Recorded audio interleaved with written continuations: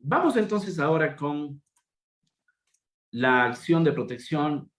Vamos a hacerlo un poco rápido porque el tiempo está en contra, pero esta es la garantía más importante, así que vamos a darle a sí mismo su respectiva relevancia. Ok, la acción de protección. Como ustedes conocen, la acción de protección se encuentra regulada en el artículo 88 de la Constitución. Bueno, aquí en las diapositivas que yo lo había preparado estaba un poco más relacionada con los aspectos procesales que ya los habíamos estudiado previamente, así que los voy a pasar muy rápidamente, ¿no? La legitimación activa es universal, es decir, cualquier persona puede proponer la acción de protección en favor de quien quiera, ¿no? Es decir, hay un accionante y hay un afectado, ¿no? El Estado como legitimado activo tiene limitaciones, es decir, el Estado no puede pretender que para sí mismo se presenten acciones de protección con la finalidad de defender derechos fundamentales que no los tiene porque son inherentes a la dignidad humana. Esto es lo importante, la legitimación pasiva. ¿En contra de quién puedo proponer la acción de protección? Dice la ley que es en contra de la autoridad pública no judicial. Bueno, dice la Constitución, ¿no? Es en contra de cualquier autoridad pública no judicial. Ojo con eso, autoridad no judicial. Es decir, se refiere fundamentalmente a las decisiones jurisdiccionales. Porque autoridades judiciales, en el entendido de la función judicial, va a ser el Consejo de la Judicatura, la Fiscal General, etcétera, pero ellos, digamos, no entran dentro de la excepción contenida en el artículo 88 de la Constitución. Cuando el artículo 88 se refiere a la autoridad judicial, se refiere, entiéndase, a las autoridades jurisdiccionales, las que administran justicia, ¿sí? Vaya, el juez del cantón X determinó que se proceda con el despojo de determinada vivienda o que le retiren sus bienes de la vivienda. Así que voy a proponer una acción de protección en contra de ese juez. Imposible. Improcedente ya. No, ni siquiera improcedente. Inadmisible. Es decir, en la primera providencia le van a negar. Así que mucho cuidado. Nada de acciones de protección en contra de decisiones de autoridades jurisdiccionales. Y sobre eso, cabe aclarar un asunto. Que las autoridades jurisdiccionales, entiéndase como tal, a los jueces, pues en general, de la justicia ordinaria, a los jueces es decir, de primera instancia, de las Cortes Provinciales y de la Corte Nacional de Justicia, a las decisiones emanadas de la Corte Constitucional en el ejercicio de sus competencias jurisdiccionales, a las decisiones de la justicia indígena, ¿sí? No puedo presentar acción de protección contra decisiones de la justicia indígena, para eso hay la extraordinaria de protección, en todos los casos, ¿no? Para eso está la extraordinaria, ni contra decisiones del Tribunal Contencioso Electoral, no cabe acción de protección. Tampoco cabe acción de protección en contra de las decisiones de los tribunales de conciliación y arbitraje, me parece que se llaman, que son estos organismos jurisdiccionales que pertenecen digamos, administrativamente son dependientes del Ministerio del Trabajo, pero son una excepción al principio de unidad jurisdiccional y por lo tanto lo que hacen ellos es administrar justicia, ojo con eso. Ellos lo que hacen es administrar justicia y sus resoluciones no son administrativas, sino son jurisdiccionales. Así lo ha reconocido también la Corte Constitucional. Por lo tanto, no se les ocurra presentar acciones de protección en contra de decisiones de estos tribunales de conciliación y arbitraje. Tampoco proceden acciones de protección en contra de las decisiones emanadas del arbitraje, ¿no? No proceden en contra de decisiones del arbitraje porque asimismo son consideradas excepciones al principio de unidad jurisdiccional y por lo tanto, al ejercer jurisdicción, no entran en el supuesto de del artículo, digamos, entran más bien en la excepción del artículo 88. Inclusive, fíjense, hubo una acción de protección en la que se había determinado que en un proceso arbitral se vulneraron derechos, ¿sí? Que en el proceso arbitral se vulneraron derechos. Así que la acción de protección dejó sin efecto la decisión del arbitraje. Luego, el destinatario de esa acción de protección incumplió con la decisión de la acción de protección. El beneficiario de esa acción de protección propuso acción de incumplimiento ante la Corte Constitucional, señalando que tiene una decisión favorable en el ámbito de la justicia constitucional derivada de una acción de protección. La Corte Constitucional le dijo, vea, usted obtuvo una sentencia que es contraria al ordenamiento jurídico. ¿Por qué? Porque a usted le beneficia una acción de protección que deja sin efecto una decisión del arbitraje. Y eso es contrario al ordenamiento jurídico, así que nosotros no podemos garantizarle que se cumpla esa decisión porque es contraria al ordenamiento jurídico. Eso ya lo analizaremos conjuntamente con la acción de incumplimiento, pero lo que quiero decir es que estos son, digamos, las generalidades para tener en cuenta contra quién se puede proponer la acción de protección. Ahora, confusiones. Muchas veces se dice que estos famosos jueces de coactivas, ¿verdad? Que en realidad son, digamos, son funcionarios administrativos, son autoridades jurisdiccionales y que por lo tanto no cabe la acción de protección en contra de las decisiones de estos jueces de coactivas, ¿sí? De las instituciones públicas, digamos, consideradas administrativamente. Es un error total. La Corte Constitucional ya ha dicho que son autoridades, que son funcionarios administrativos y que sus decisiones tienen el carácter administrativo y por lo tanto sí son susceptibles de acción de protección. Otra cuestión, el artículo 88, cuando dice que es contra autoridad pública no judicial, ha sido interpretado por algunas personas de tal manera que esa autoridad pública no judicial involucra a las diferentes instituciones que integran la función judicial. Recuerden ustedes que hay organismos jurisdiccionales, administrativos, autónomos y auxiliares, me parece que se llaman, ¿no? Que son, digamos, jurisdiccionales, los que administran justicia, administrativos, el Consejo de la Judicatura, autónomos, la Defensoría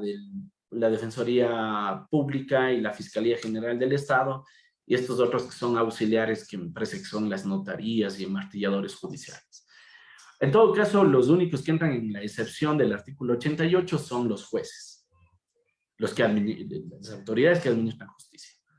Entonces, Fiscalía, los actos de Fiscalía, del Consejo de la Judicatura, de la Defensoría Pública y de notarios o martilladores judiciales son susceptibles también de acción de protección. Ojo, que inclusive en el tema de la Fiscalía, se ha dicho que la misma Corte Constitucional ha señalado que los actos de la Fiscalía son administrativos y por lo tanto cabe acción de protección en contra de las actuaciones del fiscal. Ojo con eso. No es que entran los fiscales dentro de la excepción establecida en el artículo 88 de la Constitución. Entonces, dicho eso, digamos, dicho todo eso, podemos decir, eso es lo que debemos de tener presente respecto de la autoridad pública no judicial. Ahora, para las autoridades públicas, en cambio, ¿sí? Es decir, que la no judicial son las excepciones, todas las demás se entiende que son autoridades públicas. Para el efecto, léanse el artículo 225 de la Constitución, y ahí van a encontrar quiénes integran el sector público y por lo tanto quiénes son sujetos de acción de protección, salvo los jueces, ¿no es cierto? Salvo los jueces. ¿Por qué los jueces no entran? Porque las actuaciones de ellos se revisa a través de la extraordinaria de protección. Ese es todo el asunto. Ahora bien, respecto de los particulares.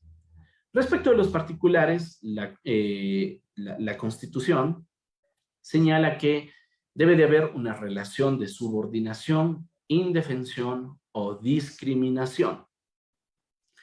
Las relaciones de subordinación, indefensión o discriminación básicamente no son concurrentes, sino que son independientes. Basta con que se configure alguno de ellos para que proceda la acción de protección. Ojo que digo proceda, ¿no? La acción de protección respecto de los particulares. Y digo proceda porque es una cuestión de fondo. Es decir, los jueces, en los casos concretos en los que se presente acción de protección en contra de particulares, entre los que se incluyen empresas privadas, ¿no? Deben de analizar si en realidad hay una relación de subordinación, es decir, una relación de poder, ¿no? Una relación de poder que pueda ser, no sé, por diferentes factores, económicos, por ejemplo, factores culturales también, que me permita entonces entender que hay un desequilibrio en esa relación del demandante y el demandado. También cuando suponga indefensión, ¿no? El caso que les decía del estudiante al que no le permiten ingresar a la institución educativa porque está en estado de gestación. Le dieron la oportunidad de defenderse, de decir, vean, es posible que yo en realidad continúe estudiando porque tengo garantías, porque soy una persona de atención prioritaria, etcétera. No, simplemente le sacaron, ¿no? O a un estudiante que les suspenden, digamos, de la institución educativa, le dicen, vean, no venga acá. Y para eso, por ejemplo, la ley de educación intercultural establece un debido proceso sancionatorio para los casos de los estudiantes. Pero si le suspenden sin un debido proceso, ¿le dieron o no el derecho a defenderse? No le dieron, hay indefensión. Si es que la institución fuera privada, ¿no? Porque si es que fuera pública, estaría por demás demostrar el requisito de indefensión que no se aplica para el Estado, sino es un poco más exigente respecto de los particulares, ¿no? O también discriminación. Bueno, la discriminación es que en atención a una categoría sospechosa, como lo dice la Corte Constitucional y también la jurisprudencia interamericana, es que se trata a una persona de manera diferente, digamos, con fundamento a esas particularidades, ¿no? Dígase, una persona GLBT, una persona con una discapacidad, una persona en estado de gestación, una persona en la tercera edad, una persona privada de la libertad, en fin, entonces, diferentes elementos que permiten fundar que existen categorías sospechosas para creer que han sido tratados de tal manera que se afecta la dimensión de la dignidad de estas personas. Indiscutiblemente, ahí es que se acredita discriminación. Ahora bien, la competencia, ya lo decíamos, donde se origina el acto o donde surten los efectos. Ya hablábamos también de la amicus en las clases anteriores. Las medidas cautelares se pueden solicitar también de manera conjunta con la acción de protección, ya lo señalamos también. Ahora bien, en la demanda, ¿qué es lo que se va a demandar? A través de la acción de protección se van a demandar actos u omisiones que violen derechos constitucionales. Cuando nos referimos a los actos, debemos de tener presente que son actos administrativos con efectos individuales. Efectos individuales, ¿por qué? Porque hay actos administrativos con efectos generales. Es decir,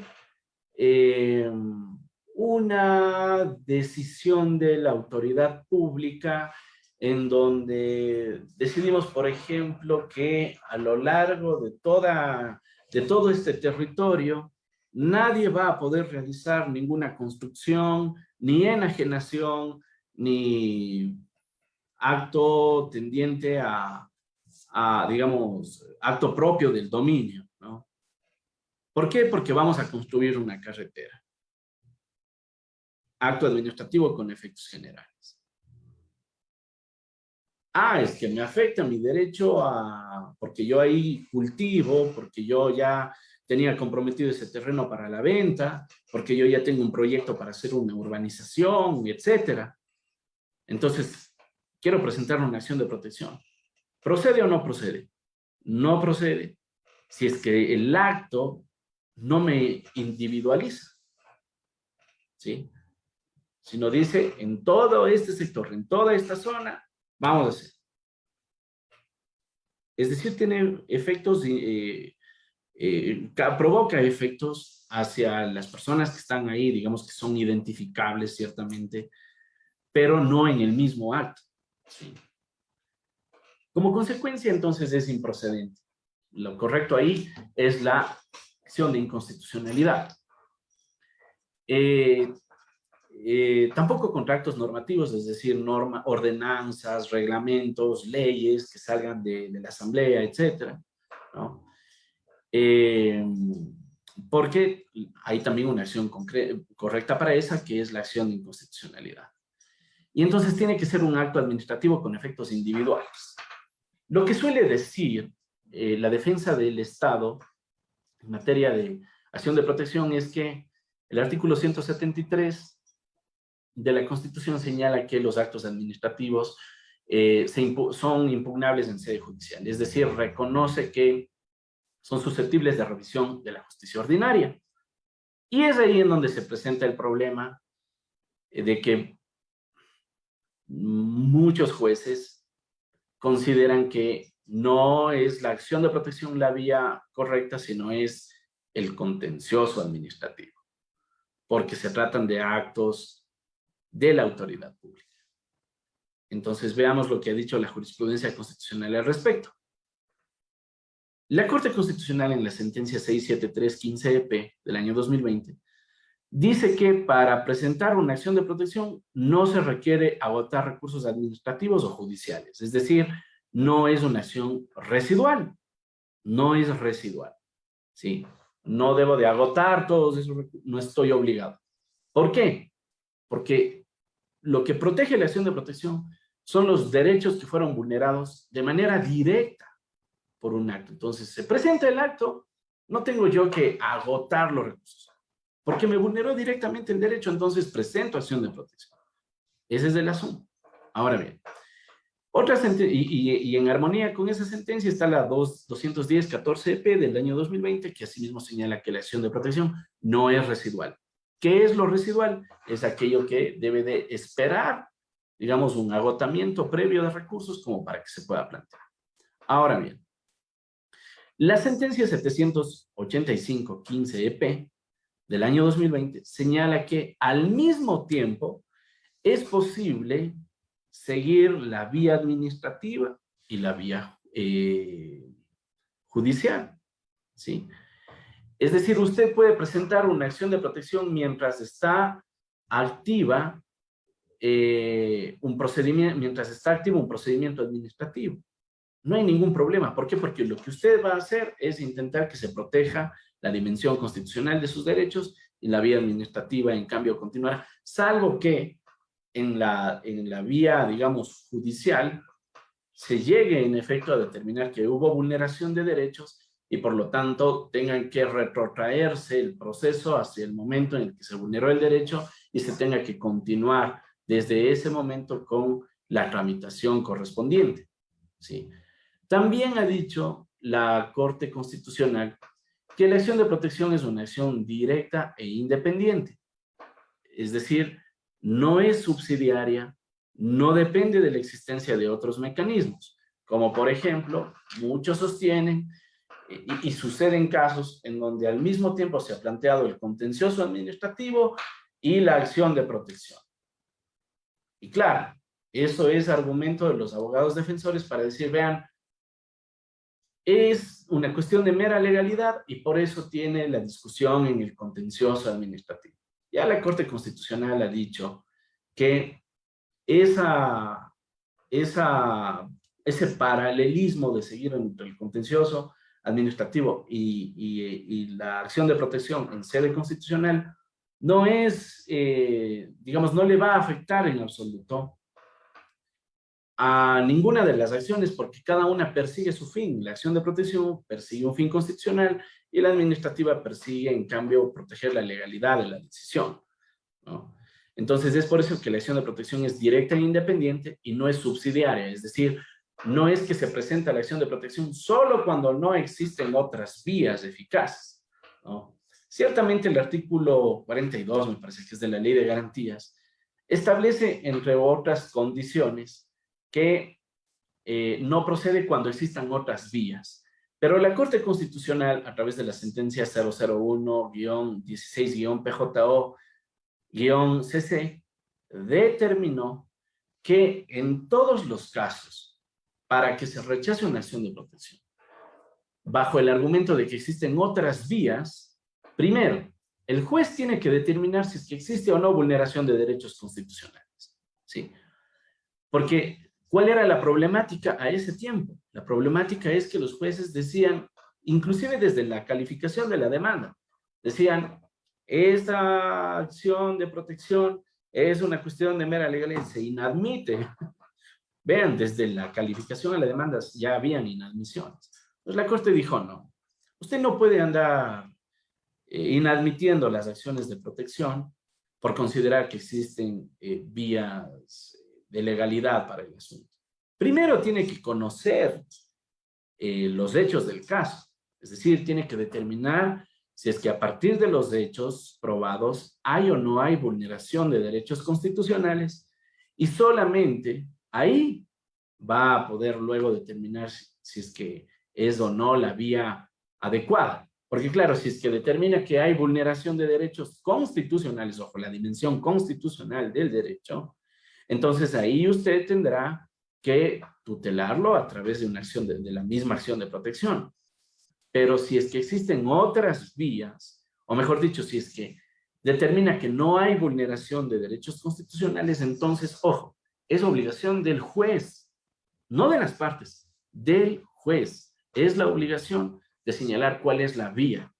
Y esa sentencia del año 2016 ha seguido, digamos, desarrollándose hasta la actualidad y la Corte Constitucional todavía sostiene que no les corresponde a las partes procesales. No es deber del accionante ni del accionado decirle cuál es la vía adecuada, sino que es una tarea del juez, ¿sí? Es decir, que si el juez le rechaza a usted una acción de protección, porque dice es una cuestión de mera legalidad y tiene las vías ordinarias, el juez tiene que decirle cuál es esa vía, porque tiene que hacer entonces un análisis de esa vía también, para que usted pueda, digamos, entender que hay una sentencia debidamente motivada y que ha respetado los precedentes constitucionales, o los precedentes, vaya, jurisprudenciales dados por la Corte Constitucional, ¿no? Y en ese contexto sí, pues, entenderse que cabe esa determinación de improcedencia de la demanda, solamente en esas condiciones. Y lo digo porque hay todavía sentencias en donde los jueces dicen que es una cuestión de mera legalidad y no hacen análisis de los derechos constitucionales. O lo que es peor, vaya, en la práctica sucede, ¿no?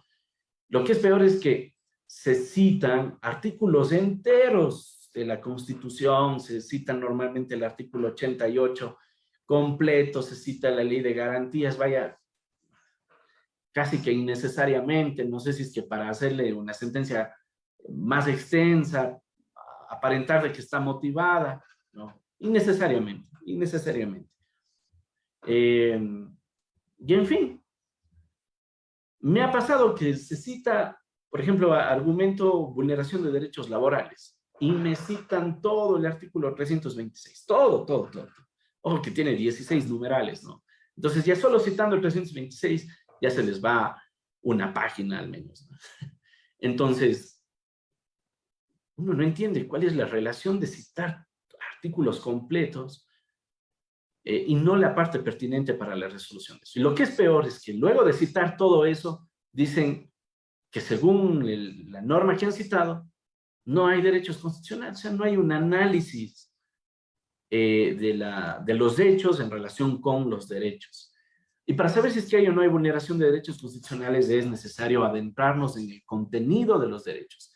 ¿Cómo nos adentramos en eso? Bueno, pues a partir de una interpretación, por eso la clase de interpretación constitucional, a partir de una interpretación sistemática, determinando cuáles son los instrumentos internacionales de derechos humanos que son aplicables al caso específico, si es que existen o no existen opiniones consultivas respecto del tema, cómo se ha desarrollado ese derecho fundamental a través de la jurisprudencia interamericana de derechos humanos, porque termina siendo vinculante a partir del bloque del control de convencionalidad y también del bloque de constitucionalidad.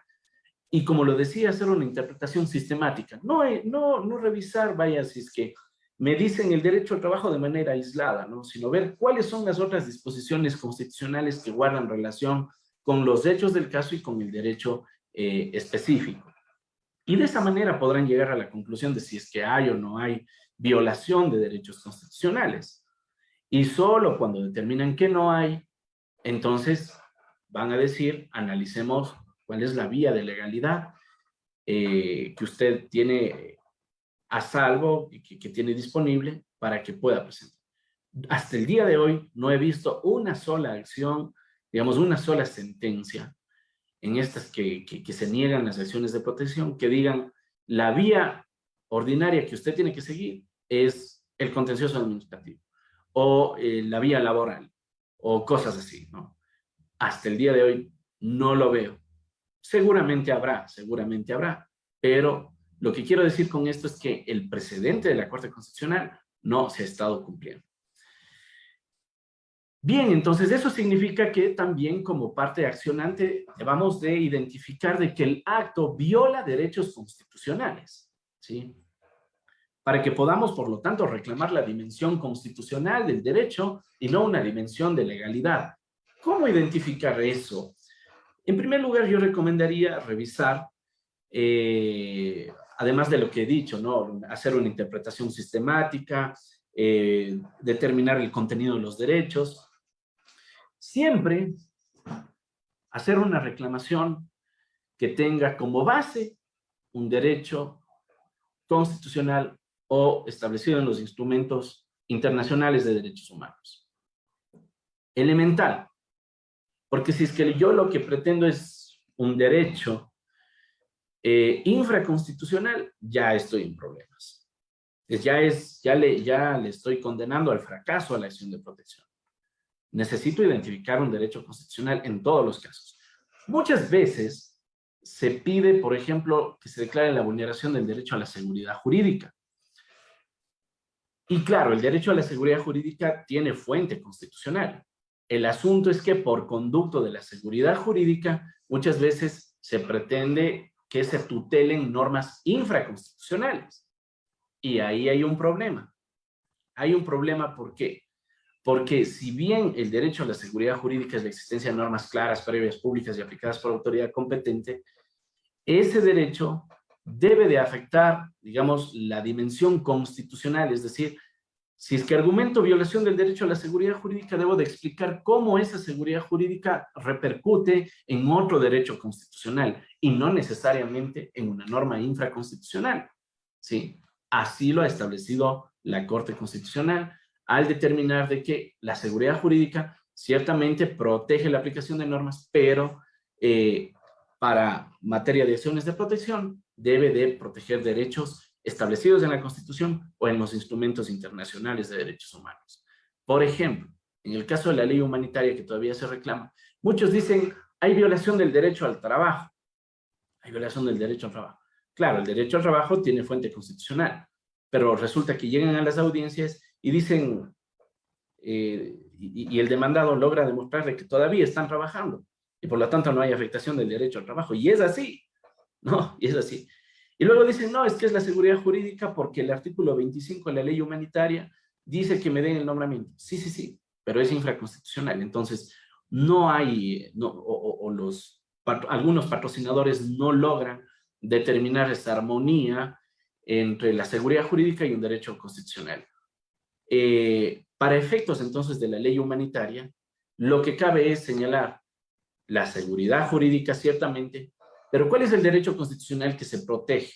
Es el derecho al ingreso al servicio público que está reconocido en el artículo 228 y 229 de la Constitución, ¿sí? ¿Derecho de orden constitucional? Claro que sí. Ahora, que la forma en que se regula este derecho constitucional está establecida en la ley, lógicamente, ¿no? Imagínense que por el mero hecho, hace poco tiempo revisé también una sentencia en la que se decía que, como la ley humanitaria es infraconstitucional, ¿no? Entonces es una cuestión de legalidad, ¿no? Imagínense que si es que le aplicamos esa lógica a todas las acciones de protección, posiblemente ningún derecho termine siendo tutelado. ¿Por qué? Porque todos los derechos tienen un desarrollo infraconstitucional. Entonces, esa no es la lógica. La lógica es saber cómo se afectó esa dimensión constitucional del derecho, ¿sí? Y su relación ahí sí con las normas infraconstitucionales, ¿no? Porque lo que hacen es desarrollar un precepto constitucional. Primero, entonces, está la dimensión sustantiva que está en la Constitución. Pero muchas veces en el ámbito de los procesos administrativos, en el ámbito de investigaciones, etcétera, determinación de responsabilidades, procesos disciplinarios, se generan afectaciones a la dimensión procesal de los derechos constitucionales. Es decir, si usted le inician un sumario porque le encontraron en estado de ebriedad, ¿verdad? Usted le notifican con el inicio del sumario por eso y le destituyen por abandono del cargo. Vaya, obviamente hay una afectación a la dimensión procesal del derecho porque usted va a intentar dejar sin efecto esa resolución porque se ha violado el principio de legalidad, el derecho a la defensa, ¿no es cierto? Y entonces, claro, ¿por qué es la dimensión procesal? Porque lo que voy a hacer con esa acción de protección es que las cosas vuelvan al estado anterior a la vulneración y se continúe con la sustanciación del proceso. No es que ya de plano dejo sin efecto todo. Claro, se deja sin efecto y habrá medidas de reparación de todo lo que ha sucedido durante ese tiempo, sí, pero eso no significa de que los tiempos, digamos, de que el proceso ya se haya eliminado. El proceso se retrotrae al momento de la vulneración del derecho y tiene que continuar la investigación. Entonces, por eso, cuando me piden que plantee acciones de protección en relación con estas cuestiones como sumarios o procesos disciplinarios o resoluciones en donde les destituyen o les dan de baja a la gente, en realidad prefiero ver si es que hay primero una dimensión sustantiva del derecho que yo pueda proteger de tal manera que no puedan ellos tener forma alguna de hacer una, una corrección, o sea, de que no puedan volver a sustanciar el proceso hasta llegar a la conclusión, ¿no? Por ejemplo, un sumario administrativo en contra de un servidor que ya no pertenece a la institución, ¿verdad? Que ya no pertenece a la institución. ¿Es eso posible? Según un acuerdo del Ministerio del Trabajo, sí es posible. Ahora, la Constitución, perdón, establece que la cesación de funciones estará regulada en la ley. ¿Es ese acuerdo del Ministerio del Trabajo una ley? No, por lo tanto no cumple con el parámetro de seguridad jurídica y la ley, dígase la Ley Orgánica de Servicio Público, no establece posibilidad de de iniciar un sumario administrativo en contra de un ex servidor. Sí establece la posibilidad de continuar el sumario administrativo con un ex servidor, es decir, a la persona que habiendo prestado sus servicios fue notificada con el auto de inicio del sumario administrativo, a ellos sí les pueden, digamos, continuar el sumario aun cuando hayan renunciado y por lo tanto se vuelvan ex servidores, ¿no? Pero no le puedo iniciar un sumario administrativo a quien ya había renunciado hace un año, ¿no? Por mandato porque la ley no lo prevé. Entonces, ¿qué es lo que pasa ahí? Hay una afectación a la dimensión sustantiva del derecho. Usted ni siquiera podía iniciarme el sumario, ni siquiera podía. De tal manera que entonces la medida de reparación que va a hacer retrotraer va a significar que tampoco me puedan iniciar ese sumario, ¿no? Cosa diferente a la dimensión procesal del derecho, en donde van a tener que hacer una corrección de esos actos que violaron el debido proceso y por lo tanto luego pueden continuar con la sustanciación. La acción de protección también protege la vulneración de derechos constitucionales por omisión, ¿no? ¿Qué es lo que debemos de tener en cuenta para hablar de las omisiones? La existencia de derechos adquiridos, ¿no? La existencia de derechos adquiridos. ¿Qué significa eso? Quiere decir que yo ya tenga un derecho fundamental que me haya sido perjudicado y no que ese derecho fundamental dependa de la omisión a la que se ha en la que se ha incurrido, ¿verdad? Por ejemplo, en el caso del pago de remuneraciones, pongamos, usted trabajó durante todo el mes, vean, inclusive que los jueces el año pasado propusieron una acción de protección para que les paguen los sueldos. La propusieron en contra del Consejo de la Judicatura, ¿no? Para que les paguen los sueldos, porque creo que iban 2 meses, creo que sin cobrar los sueldos, ¿no? Entonces, presentaron acción de protección porque no les pagaban el sueldo. Derecho fundamental, no hay trabajo gratuito, es el derecho pues, a recibir esta contraprestación por el mero hecho de que trabajaste. Entonces, ¿tienes un derecho adquirido? Claro que lo tienes. ¿Tiene fuente constitucional? También lo tienes. Ahora bien, entonces, en ese escenario, usted tiene un derecho adquirido y no una expectativa nada más, ¿sí? Por lo tanto, puede reclamarlo a través de la acción de protección. Sin embargo, usted tuviera una expectativa si es que para ese pago debiera hacer una petición, ¿no? Y esto me sucedió en un proceso bastante curioso y un poco extraño, ¿no? Decíamos exactamente lo mismo, inclusive utilizamos el ejemplo del caso de los jueces, ¿no? Decíamos, vea, si es que esta persona trabajó, tenía derecho a que le entreguen su remuneración, a que le entreguen, además de algunos otros beneficios que se habían establecido y que nunca le pagaron, ¿no? Ahí había discriminación, etc.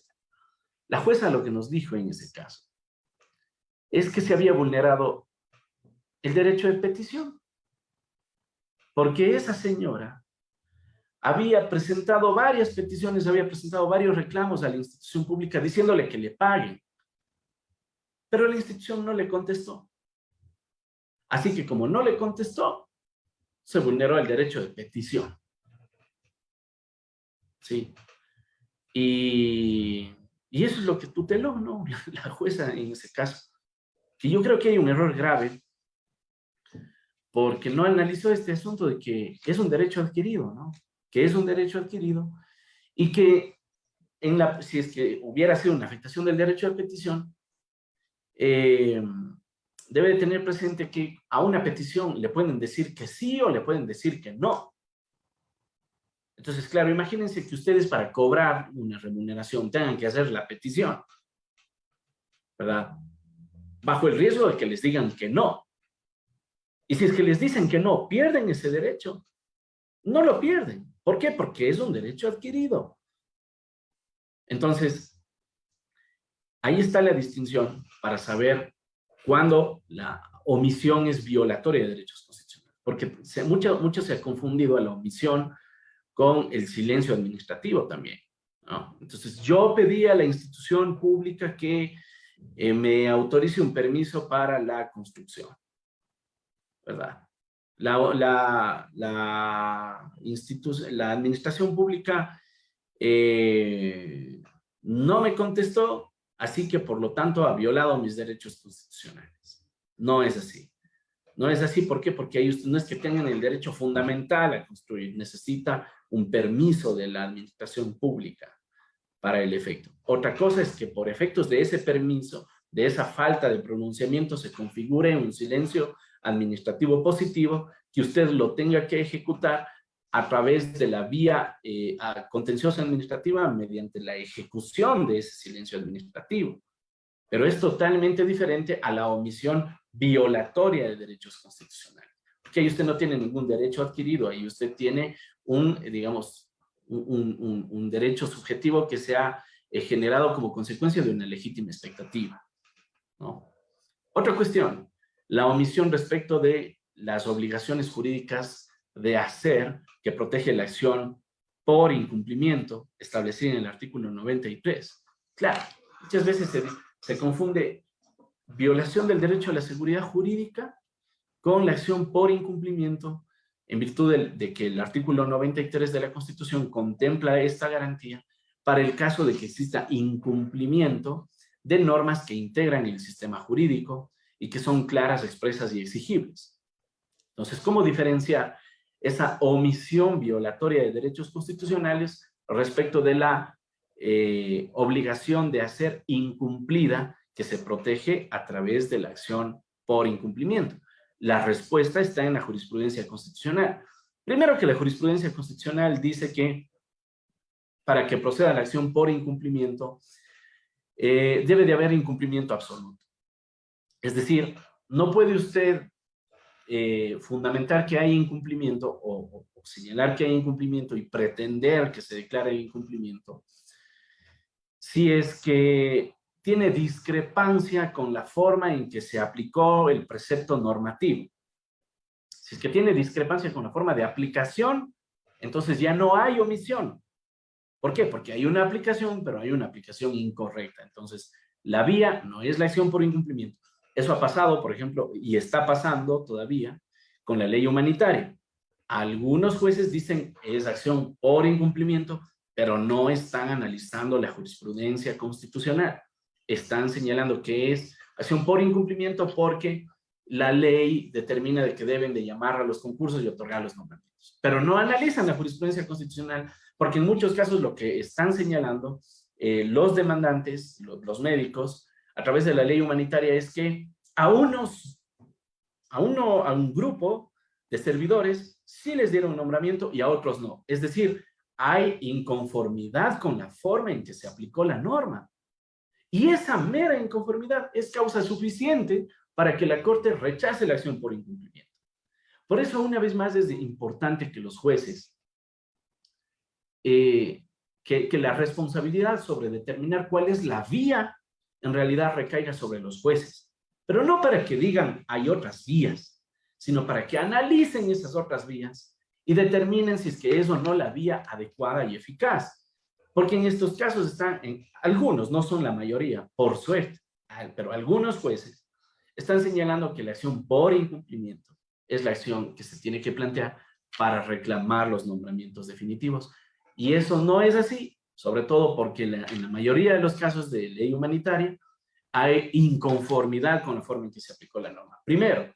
Y segundo, esa acción por incumplimiento, esa obligación de hacer incumplida, debe de recaer respecto de obligaciones que son claras, expresas y exigibles, y esas obligaciones deben de estar contenidas en la misma norma sin que exista posibilidad alguna de que yo pueda hacer una interpretación extensiva de la norma que contiene la obligación.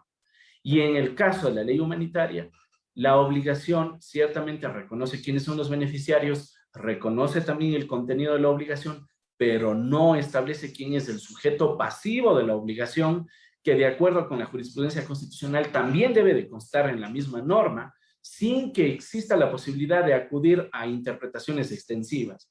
¿Cuál es el sujeto pasivo? La Red Integral Pública de Salud, según el artículo 25 de la ley humanitaria. Entonces, para saber quiénes integran la Red Integral Pública de Salud, necesito hacer interpretaciones extensivas. Y por lo tanto, incurro en una de las causas de improcedencia de la acción por incumplimiento. Vean ustedes lo grave de la situación, porque los jueces finalmente están negando acciones de protección por esa razón, diciendo que es acción por incumplimiento. ¿Qué es lo que van a hacer esas personas? Digamos, obviamente, luego, si es que se mantiene esa decisión en apelación, van a decir, bueno, entonces presentamos la acción por incumplimiento. Van a llegar a la Corte Constitucional y la Corte Constitucional les va a decir, oigan, dos cosas. Uno, ustedes están inconformes con la forma en que se aplicó, así que no procede. Y dos, no está el sujeto pasivo de la obligación claramente determinado, sino que hay que hacer una interpretación extensiva. Así que negada la acción por incumplimiento. Vean, entonces, finalmente esa gente, los héroes de la pandemia, ese reconocimiento social en favor de ellos, ha quedado en la nada. Ha quedado en la nada y con el patrocinio, digamos, y con una extensión de los errores en la propia justicia, ¿no? Por los errores que se suelen cometer. Ok, bueno, esto de abuso del derecho ya lo habíamos analizado. Esto de la pretensión es una cuestión clave también en la acción de protección. Yo considero que la pretensión, y bueno, creo que coincidimos con algunos colegas, que la pretensión de la acción de protección no es una formalidad condicional. Sí, no es una formalidad. Es decir, no puede subsanarse la pretensión. La pretensión debe de estar claramente establecida por el accionante o por el afectado, ¿no? Recuerden que el afectado puede en cualquier momento modificar la demanda y por lo tanto podría modificar la pretensión, ¿sí? Entonces, la pretensión, insisto, no es una formalidad condicionada. ¿Por qué? Porque es sobre lo que se traba la litis. La pretensión, aun cuando tenga por objeto la protección de derechos constitucionales, va a determinar realmente cuál es la intención de la persona, del accionante, al proponer la acción de protección. Vean ustedes, por ejemplo, hubo un caso en el que estuvimos patrocinando conjuntamente con una colega en Guayaquil. El municipio no había asumido las medidas de seguridad suficientes para uno de sus trabajadores, quien realizando una inspección para abrir una carretera, se acercó a un árbol, se chocó con el árbol, cayó un panal de abejas, lo picó y lo mató. El IES determinó que había responsabilidad patronal por no haberle entregado los insumos de seguridad suficientes a este trabajador, de tal manera que estableció una glosa por responsabilidad patronal. El municipio impugnó esa glosa de un monto bastante considerable y fijó en la pretensión. Bueno, esa glosa previamente había sido ratificada por los diversos niveles y organismos digamos, jerárquico-administrativos del IES, ¿sí? Hasta que llegó ya la Comisión Nacional de Apelaciones del IES, y la Comisión Nacional dijo, se ratifica la glosa y se acabó, se apague la glosa, ¿no?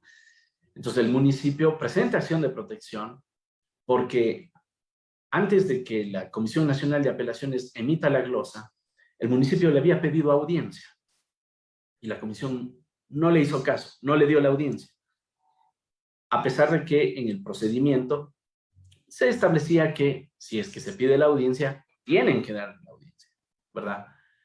Entonces, había una afectación, ojo, a la dimensión procesal del derecho, ¿sí? Y la Corte Constitucional ha señalado que cuando el que presenta la acción de protección es una institución del Estado, solamente puede reclamar la tutela de la dimensión procesal del derecho, no la dimensión sustantiva, porque como lo decíamos, es inherente a la dignidad humana y solo lo pueden reclamar las personas naturales o la naturaleza en los derechos de la naturaleza, ¿no? O digamos, para proteger los derechos de la naturaleza a través de quienes pueden presentar las acciones, obviamente. Bien, entonces, en ese caso, en donde había la afectación procesal, ¿cuál era la pretensión correcta? La pretensión correcta es que se declare la vulneración del derecho a ser oído, ¿sí? En virtud de que la Constitución contempla ese derecho, pero también el reglamento del IES establece que este derecho tenía que ser garantizado y a pesar de que hubo una petición, no fue concedida y se llegó a una resolución que resulta contraria a los intereses. Si es que la petición era así, y por lo tanto que se declare sin efecto la resolución y que, ojo, como medida de reparación integral se retrotraiga los efectos se retrotraiga el proceso hasta el momento en que se produjo la vulneración. Esa hubiera sido la pretensión correcta, Pero ¿qué es lo que hizo el municipio? El municipio lo que hizo es, a partir de todos estos hechos, pedir que se deje sin efecto todo. O sea, la resolución de la Comisión Nacional de Apelación, la resolución de la Comisión Provincial y la glosa, o sea, todo. Se deje sin efecto todo. ¿Por qué? Porque no les escucharon. Vaya, que a través de la dimensión procesal se establezca una pretensión relacionada con la dimensión sustantiva, subjetiva. Vaya, no tiene razón alguna. O sea, la pretensión está mal planteada. Y cuando la pretensión está mal planteada, yo soy del criterio, y creo que algunos colegas lo comparten, de que pues no cabe más que rechazar la acción de protección. ¿Sí?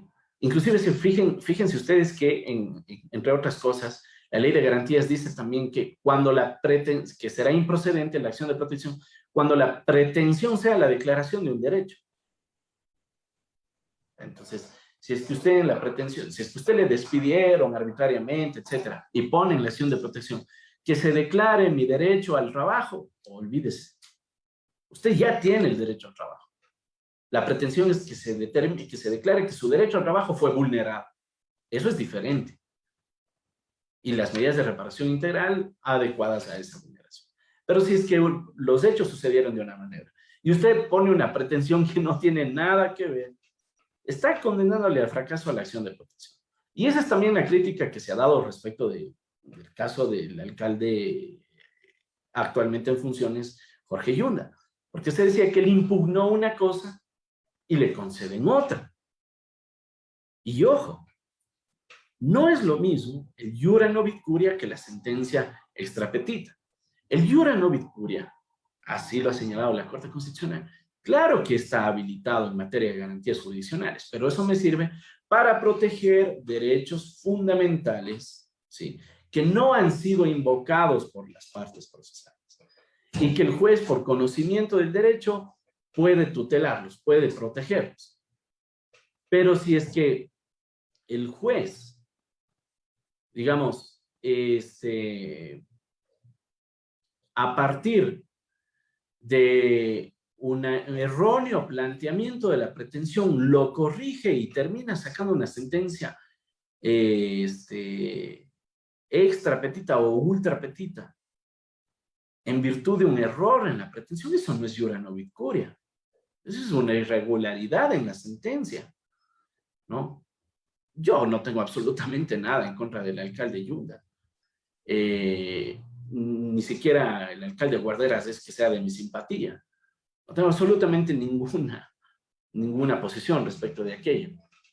Pero creo que las sentencias que van más allá de las pretensiones son sentencias irregulares y el iura novit curia no es un justificativo para corregir la pretensión.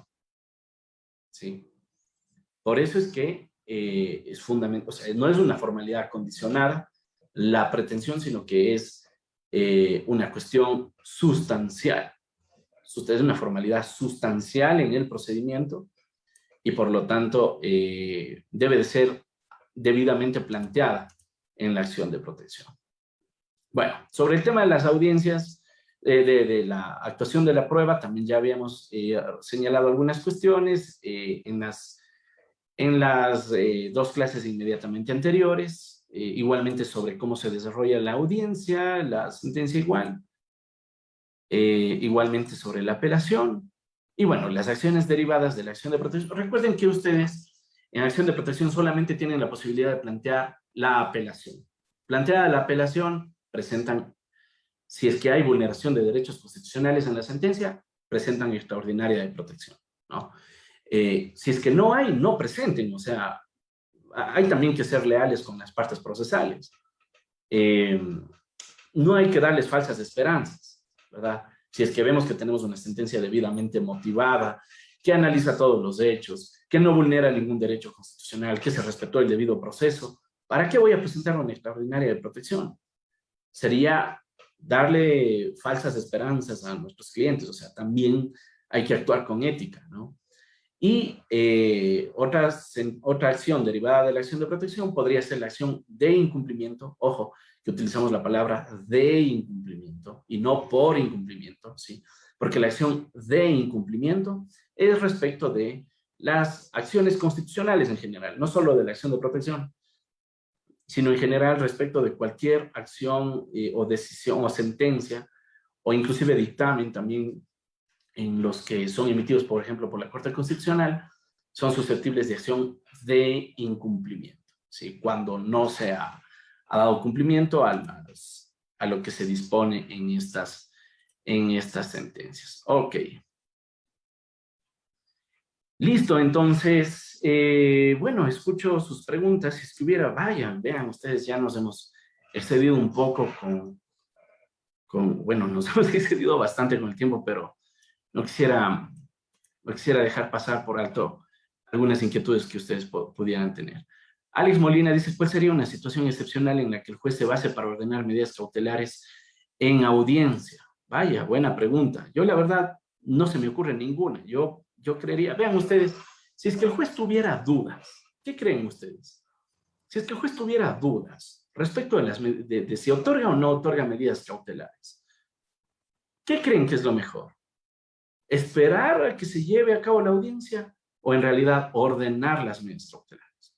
Yo creo que lo mejor es ordenar las medidas cautelares porque lo que estamos hablando es de derechos constitucionales, o sea, y finalmente las medidas cautelares son revocables. Y obviamente son revocables también cuando se demuestre de que no tenían fundamento. Entonces, prefiero yo expedir una medida cautelar errónea, ¿sí?, a negar una medida cautelar y que se termine vulnerando un derecho. O sea, viendo el mal menor, realmente otorgar medidas cautelares pues, no tiene ningún problema, ningún inconveniente con eso. ¿Por qué? Porque el mismo juez en cualquier momento las va a revocar. Y ese momento puede ser la audiencia, ¿no? Si es que tengo dudas, bueno, perfecto. Tenga su medida cautelar, pero llamo a una audiencia para saber para despejar mis dudas. Entonces, en esa audiencia, veo si es que mantengo o si es que revoco las medidas cautelares. No hay ningún problema, ¿no? Pero es preferible que en el Estado constitucional de derechos los jueces actúen de tal manera que puedan garantizar la plena vigencia de los derechos porque los jueces actúan en virtud de una potestad estatal y el Estado está obligado internacionalmente a respetar y garantizar los derechos fundamentales. Ok. Paul Molina dice, sería de mucha ayuda que adjunte demandas de acciones jurisdiccionales que hayan sido calificadas. Con todo gusto, Paul. Vean, lo que sí tengo que hacer nada más es borrar los nombres de mis patrocinados para, obviamente, proteger su identidad. Así que hago eso y les comparto algunas acciones que tengo por ahí. Jorge Torres dice, ¿las sanciones en el campo policial son susceptibles de acción de protección? Totalmente, claro que sí. La policía siempre dice que se rigen por sus propias normas. Ya comentábamos eso hace un par de clases.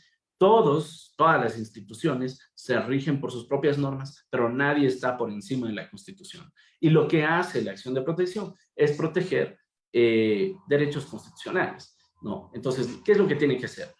Determinar si es que existe o no una afectación, una vulneración, un derecho constitucional por efecto de las actuaciones policiales.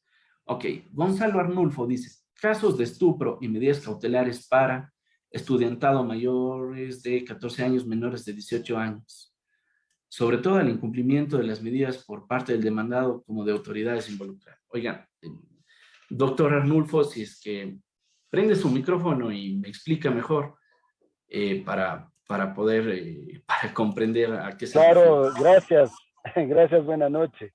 Claro. Sí, yo estaba preocupado por un tema que se ha llevado sobre el caso de estupro por varias estudiantes. Dos de ellas hicieron una demanda, pero una continuó. Lo que me preocupa es que la institución educativa que está comandada por la Secretaría de Educación, Recreación y Deporte no hizo absolutamente nada. Y la estudiante que fue la que denunció prácticamente estuvo siendo acosada, después de todo ese proceso, estuvo siendo acosada por el docente. Y él estuvo más de 3 meses después de haberse hecho la denuncia. Entonces, a mí me preocupa ahí las medidas cautelares, o sea, a qué ¿Desde qué momento empieza? De hecho, yo entiendo que desde el momento que inicia la denuncia del estudiante, ¿sí? Aun cuando sea, puede ser verdad o mentira, pero desde ahí empiezan las medidas. Sin embargo, con este docente no se dio. Se mantuvo más de 3 meses, llegó a los 5 meses, 3 meses dentro de la institución, con las mismas estudiantes trabajando, con evidencias de que hubo casos de estupro y no hicieron absolutamente nada. Entonces, en ese caso, ¿qué se puede hacer? La estudiante que hizo la denuncia, ya ha pasado creo que 5 años, ¿eso queda en el limbo o se puede retomar? Ya, verá. Eh, vamos en orden. Lo que nosotros hemos conversado en esta tarde y noche ha sido sobre medidas cautelares, constitucionales. En este sentido, las medidas cautelares constitucionales por parte de una estudiante, digamos, ¿en qué sentido le beneficiarían las medidas cautelares?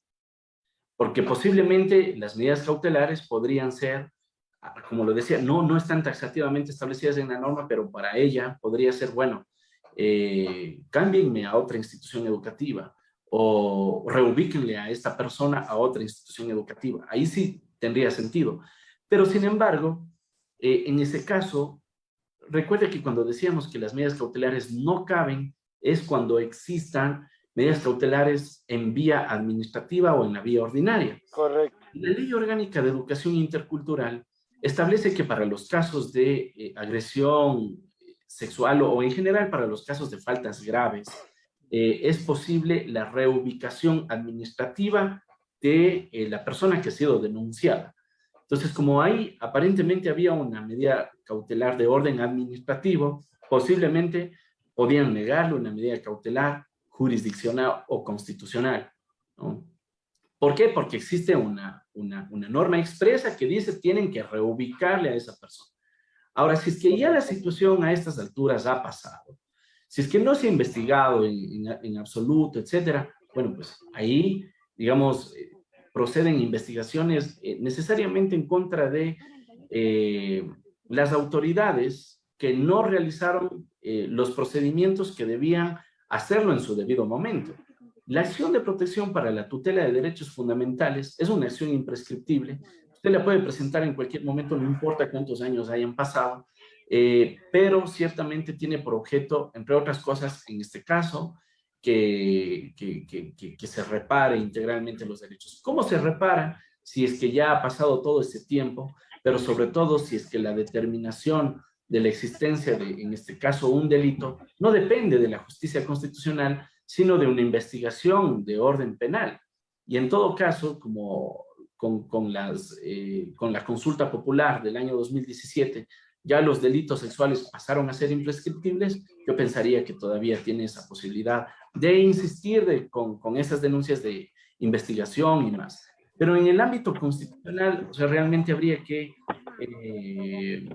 pensar en una medida de reparación que efectivamente me permita reparar integralmente el daño a la actualidad.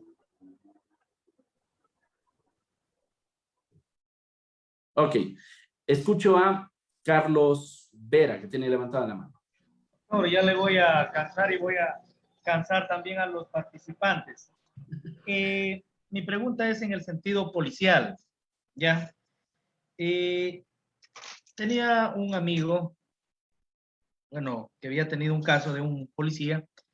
Bueno, efectivamente él fue procesado por el delito de concusión, ¿ya?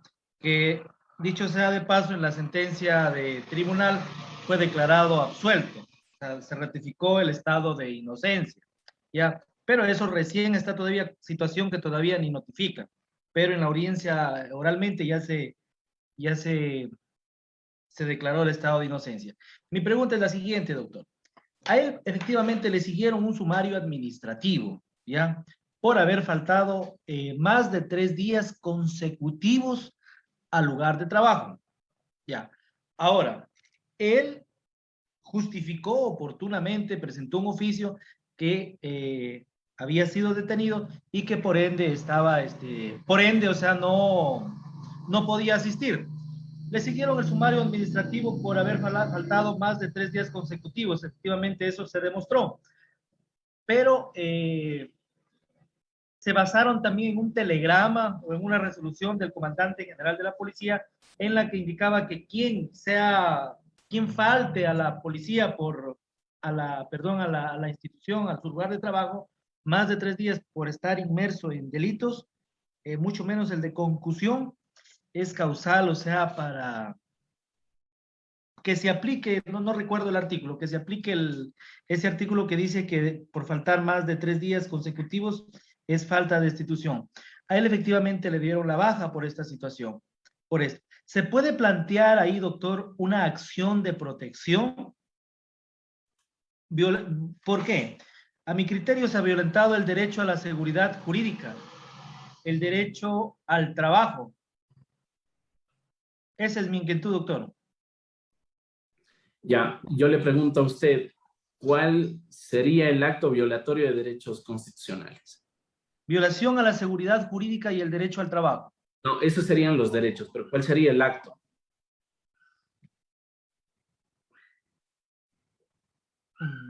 O sea, él, ¿Qué le provocó a él la vulneración de derechos? el haber estado detenido.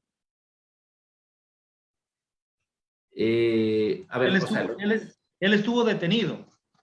Ya. Él estuvo detenido, creo que estuvo 10 días detenido en el Centro de Rehabilitación Social de la ciudad de Loja. A los 10 días él obtuvo su libertad mediante apeló ante la corte, no recuerdo qué recurso planteó ahí. Ya, no ahora... Hasta ahí, digamos, estamos claros. Entonces, la situación sería esta. A él, en el proceso, le permitieron demostrar que, digamos, le aceptaron la prueba, o sea, le permitieron presentar esa prueba. Sí, efectivamente, él presentó todas esas pruebas, ya. Él ha planteado ahorita ante lo contencioso administrativo. Esto va de relación con lo que usted acabó de manifestar, que no tiene nada que ver lo contencioso administrativo con una acción de protección. Correcto, correcto. Ahora vamos a eso. Y yo creería que en ese caso la cuestión sí es propiamente el contencioso administrativo. ¿Por qué? Porque la discusión recae sobre el fondo del asunto en relación con la prueba, con la valoración de la prueba en el proceso administrativo, ¿sí? Entonces, en el proceso administrativo, las autoridades tienen esa facultad de poder analizar si es que es una prueba pertinente, si es que se presentó de manera oportuna, etc. Otra cosa diferente hubiera sido que no le permitan actuar esa prueba. Ahí sí habría una afectación a la dimensión constitucional. Pero si es que el asunto recae sobre la valoración de la prueba, entonces esa valoración es propia de las autoridades administrativas y por lo tanto quien va a revisar el fondo de la discusión de si es que era una prueba o no pertinente son las autoridades contencioso-administrativas. ¿Por qué? Porque el fondo del asunto es de esas autoridades. Lo que yo decía cuando hablaba de que no tiene nada que ver el asunto administrativo con el constitucional, es que ciertamente usted puede plantear al mismo tiempo la acción contenciosa administrativa y la acción constitucional. ¿Por qué? Porque cada una protege cuestiones diferentes. Dígase, en este caso, bueno, todavía no se me ocurre alguna, digamos que no le notificaron con la apertura del término de prueba. Entonces, obviamente ahí hay una dimensión constitucional porque se le afecta, se le perjudica en el ejercicio del derecho a la defensa. Ahí sí, ¿sí? ¿Por qué? Porque tiene una dimensión constitucional. Pero las cuestiones que tienen que ver con el fondo del asunto, si es que abandonó o no abandonó el trabajo, son cuestiones netamente del procedimiento. Y el procedimiento le corresponde entonces revisar a la justicia me refiero a las cuestiones de fondo, ¿no? A saber si es que se verifica o no la causal para destituirle a esa persona, ¿no? Pero si es que en el desarrollo del proceso hay afectación a derechos constitucionales, entonces ahí sí también usted podría plantear una acción de protección. ¿Qué es lo que necesita ubicar? Derechos constitucionales. Claro que sabemos que la decisión termina por, obviamente si es que le destituyeron, hay una afectación en el derecho al trabajo, claro que sí, pero si es que esa decisión se adoptó siguiendo los debidos momentos procesales, respetando el derecho a las notificaciones, respetando el derecho inclusive a la motivación, etcétera, pues entonces yo creería que la vía no es la acción de protección, sino la vía contencioso-administrativa en estricto sentido, porque recae sobre el fondo del asunto. Piedad Calva nos dice, entonces el juez no puede enrumbar la acción de protección que a lo mejor por inexperiencia del abogado no citó de forma correcta la vulneración del derecho. El juez, el juez no puede corregir la pretensión. Ese es, obviamente, bueno, habrá multiplicidad de criterios, pero echándole algún tiempo, dedicándome algún tiempo a reflexionar sobre este asunto, soy de la conclusión de que el juez no puede modificar la pretensión de las partes, porque la pretensión es la que fija el propósito que tienen las partes procesales a través de la acción de protección, ¿no? Entonces, claro, ¿por qué? Porque usted fija una pretensión y a partir de esa pretensión es que el demandado se va a defender, ¿sí? El demandado hace una defensa desvirtuando todo lo que usted pretende. Y no respecto de lo que el juez tenía en la cabeza, ¿no? Entonces, por eso es que creo que es una cuestión de una formalidad, es una cuestión sustancial establecer correctamente la pretensión sin que eso sea, digamos, posible. O sea, corregir a través del iura novit curia no es posible, porque el iura novit curia es para derechos que no fueron invocados. Ahora, otra cuestión, si es que se presenta el escenario en el que ustedes dicen, y ahora, el abogado presentó mal la demanda, el abogado propuso mal la pretensión porque es inexperto, lo que sea. Recuerden que ya analizábamos el artículo 11 también. El artículo 11 dice que el afectado puede en cualquier momento modificar la demanda. ¿Qué significa eso? Significa que posiblemente usted llega a la audiencia y dice, ¿sabe qué? Modificó la demanda en el sentido de que la pretensión no es que se declare el derecho, sino que se declare la vulneración del derecho. Punto. ¿Puede hacerlo? Claro que puede hacerlo. No hay ningún problema porque la ley se lo permite. Héctor Galo Segovia dice, bueno, muchas gracias por su comentario y también ya, como les dije, para pasarles unos modelos. Mandatarios judiciales ABG dice, ¿cuál es la sentencia de la Corte Constitucional que habla de que los jueces son los que deben fundamentar por qué vía es procedente en caso de admitir la acción de protección? Primero es la sentencia 0016, sentencia 001-16-PJO, pero aquí también, entre los materiales, están estas sentencias, ¿no? En la página de Juristas de Ecuador, van al curso y van a ver acá estas sentencias, ¿no? Por ejemplo, esta que dice que la acción de protección es la vía idónea y eficaz, también hace una referencia a que los jueces tienen que hacer determinar cuál es la vía, ¿no? Y otras, digamos, sentencias que también tienen relación con este aspecto, ¿ok? Felipe Ochoa también nos dice que facilitemos un modelo, no se preocupen, así lo vamos a hacer. Doctor, buenas noches. Aparentemente podría presentarse una acción de protección contra el dictamen de un fiscal al no ser autoridad jurisdiccional. Así es, la Corte Constitucional ya ha señalado que proceden las acciones contra las actuaciones de fiscalía porque son autoridades administrativas y no judiciales. Dice, la reforma del artículo 9 de la Ley de Garantía sigue manteniendo que sí puede presentar cualquier persona la acción de protección, pero solo cuando se ve afectado en sus derechos de manera directa e indirecta. Solo la Defensoría del Pueblo puede presentar a nombre de otras personas. Enhorabuena, Milton. Javier Cornejo nos hace esta observación, porque claro, la Constitución de la República, digamos, el artículo 9 de la Ley de Garantías fue modulado por la sentencia de la Corte Constitucional en la que se decía que quienes presentan la acción deben de contar con la autorización prácticamente de los legitimados para hacerlo. Pero a raíz del artículo 86 de la Constitución, me parece que es el 86 numeral 1, de que dice que cualquier persona puede proponer las acciones, lo modificó. Claro, el asunto es que la modificación del artículo 9 de la Ley de Garantías fue una modificación también errónea en la medida que señala eso, ¿no? De quien puede presentar la acción, quien haya sido afectado en sus derechos. Pero el principio constitucional sigue vigente. El artículo 86, digamos, no establece esa restricción.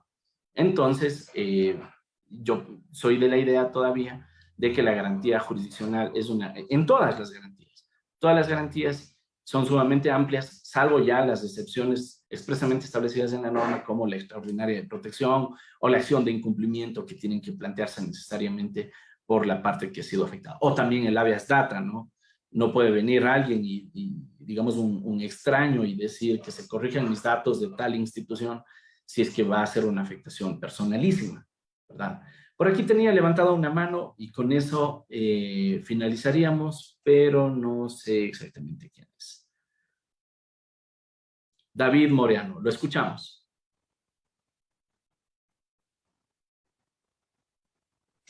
Profe, buenas noches. Mire, yo planteé una acción de protección invocando la vulneración del derecho a la defensa en cuanto a la violación del procedimiento. La juez, lógicamente, rechazó mi acción de protección y yo solicité inmediatamente lo que es la ampliación en cuanto al fallo dictado, porque no se resolvió respecto al derecho vulnerado. Pero han transcurrido ya casi un año y lógicamente era mi hijo al que le sancionaron con la ley de educación intercultural bilingüe, digamos intercultural, respecto a una falta leve. Y yo alegué la violación del debido proceso en cuanto al procedimiento, por cuanto en faltas leves el instructivo o el código de convivencia señala de que se llegará a acuerdos entre las partes, en este caso tipo una audiencia o un medio alternativo de solución al conflicto, pero no establece un procedimiento para sancionar.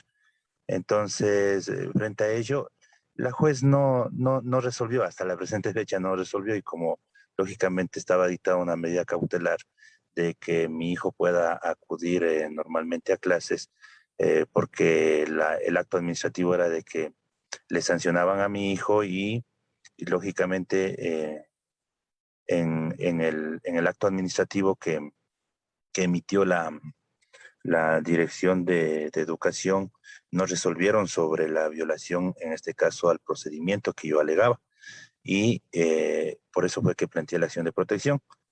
¿Cuál sería la consecuencia jurídica? Porque esto ocurrió antes de la pandemia, ya ha ocurrido ya, mi hijo inclusive hasta ya se graduó de bachiller, pero hasta la presente fecha la jueza no ha emitido el fallo de aclaración y ampliación a la sentencia.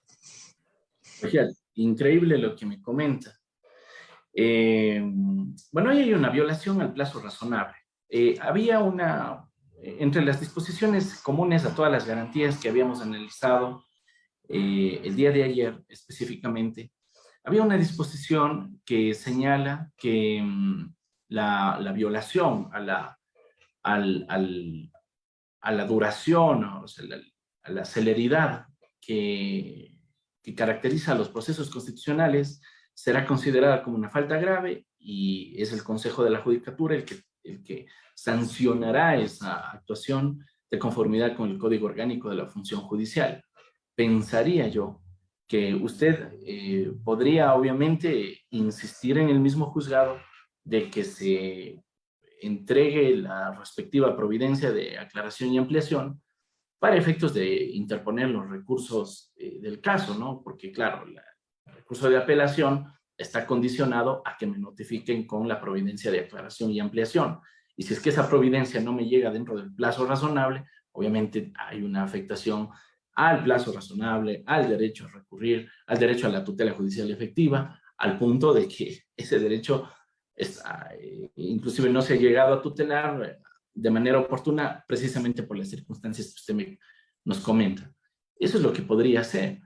Y bueno, digamos ya más allá del asunto, claro, en materia de la ley de educación intercultural, se establecen ciertos procedimientos administrativos que en ese tipo de casos, digamos en casos de faltas leves, se deben de sustanciar principalmente por las propias autoridades educativas, y posiblemente ahí también esté el problema, ¿no? Que las autoridades educativas, como no envían a los distritos para la sanción, sino ellos mismos son los que imponen la sanción, terminan cometiendo estos errores.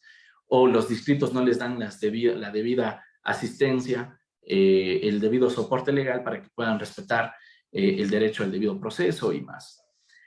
Bien, por aquí Cari Becerra nos dice si se puede el accionante en recurso de apelación modificar su pretensión.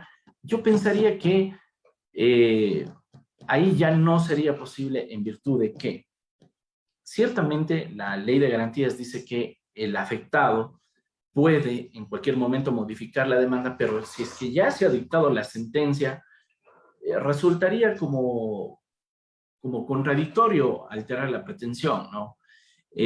Pensaría en todo caso que si es que hay una pretensión diferente, puede proponer una nueva acción, obviamente sin que eso constituya abuso del derecho. ¿Por qué? Porque ya analizábamos el artículo 12 y el artículo 23 respecto del abuso del derecho, ¿no? De que una misma persona no puede proponer la misma acción en contra de las mismas personas y con las mismas pretensiones. Es decir, si es que es otra pretensión diferente, puedo entonces discutirla en una acción diferente, ¿sí? En fin, bueno, vamos con una última. A ver, Mayra Chango dice, ¿se puede interponer recurso de aclaración y ampliación en audiencia? ¿Sabe que la ley de garantías no establece esa posibilidad de solicitar aclaración y ampliación en la misma audiencia? No establece. Establece la posibilidad de presentar la apelación, ¿no? La aclaración y ampliación usted la puede solicitar una vez que ha sido notificada con la sentencia por escrito. Porque claro, la sentencia verbal solamente se debe de pronunciar en el sentido de si es que se admite o se niega. Entonces, ¿cómo se pide aclaración de algo, aclaración o ampliación de algo que todavía no sé en virtud de qué está fundamentado? Solamente sé si es que me admitieron o me negaron, nada más. La fundamentación escrita va a llegar después. Jimmy Valareso, muy buenas noches, estimado doctor. Muchas gracias por su comentario. Dice, buenas noches, el problema es cuando se es accionado, ejemplo, empresa pública, no solo aumenta la carga argumentativa para desvirtuar, sino probar la no afectación. Entonces, ¿basta con que el juez constitucional traslade toda la obligación de demostrar la no violación al accionado o es viable exigir al accionante ciertos recursos probatorios? ¿Cuál es tu criterio al respecto? Lo hemos vivido en varias ocasiones. Excelente, doctor. Muy buena pregunta. Muchísimas gracias. Vea, yo creo que el accionante, o sea, o más bien que la inversión de la carga de la prueba opera respecto de aquellos hechos que opera en dos vías, lo conversábamos ayer. Primero, respecto de los hechos, ¿no? Y segundo, respecto de la información solicitada por el accionante, ¿no? Si el accionante afirma un hecho y la institución lo niega, vaya, es el accionante el que está llamado a asumir esa carga probatoria, ¿sí? Obviamente el accionado también deberá fundamentar su negativa a través de elementos probatorios, pero la negativa implica que el accionante, digamos, asuma nuevamente la carga probatoria. Porque ayer, por ejemplo, uno de los participantes nos decía que en una audiencia llegó tal persona y se puso a hablar solo de derecho, nada de los hechos, ¿sí? Entonces yo le decía que si es que el asunto controvertido recae sobre un punto de derecho, como por ejemplo la competencia de la autoridad, o si es que es la vía correcta a la acción de inconstitucionalidad, por ejemplo, entonces ahí sí sería suficiente como para decir, bueno, se admite o se niega. Pero si es que es ya sobre los hechos, entonces ya le ofrecemos al juez elementos para saber si es que estamos o no frente a hechos probados. Ahora también respecto de la información. Cuando el accionante solicita información y la institución no la entrega, entonces se entiende que es cierta la afirmación del accionante. Pero la pregunta es, ¿qué pasa cuando el accionante solicita información que no existe? ¿Verdad? Que la institución no la va a tener. Entonces la institución igualmente debe de indicar, o sea, pero entregar por escrito a través de una certificación del área pertinente, dígase una certificación de recursos humanos, etcétera, de que tal información no existe, porque tampoco nadie es que esté obligado a lo imposible, es también un principio constitucional, ¿verdad? Y de esa manera, pues entonces se entiende que ha quedado limitado esa inversión de la carga de la prueba a partir de las negativas, pero tiene que haber pronunciamientos expresos en relación con eso para que no opere esa inversión de la carga probatoria establecida en el artículo 16. Ok, yo les agradezco a todos ustedes por su atención. Nos excedimos casi una hora más, pero lo bueno es que de esa manera podemos cumplir con los horarios que nos hemos propuesto. Muchísimas gracias. Nos veremos el día de mañana para hablar esta vez sobre, a ver, veamos qué nos toca mañana, habeas corpus y habeas data. Muchísimas gracias. Muy buenas noches. Que tengan todos ustedes un feliz descanso. Gracias. Buenas noches. Gracias, doctor. Buenas Hasta noches. mañana. Gracias por responder.